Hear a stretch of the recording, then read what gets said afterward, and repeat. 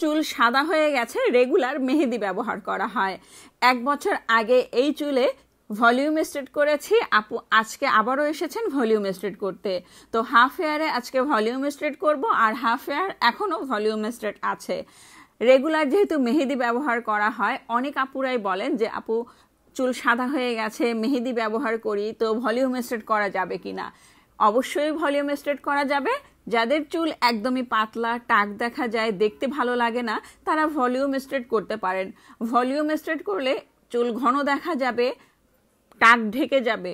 তো এই যে ভলিউম স্ট্রেট কমপ্লিট করলাম, আর দেখতেই পাচ্ছেন কত ঘন লাগছে।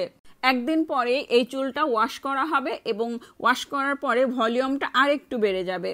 তো যারা ভলিউম স্ট্রেট করতে চান, যাদের মাথার চুল একদমই পাতলা, চলে আসতে পারেন আমাদের পার্লারে।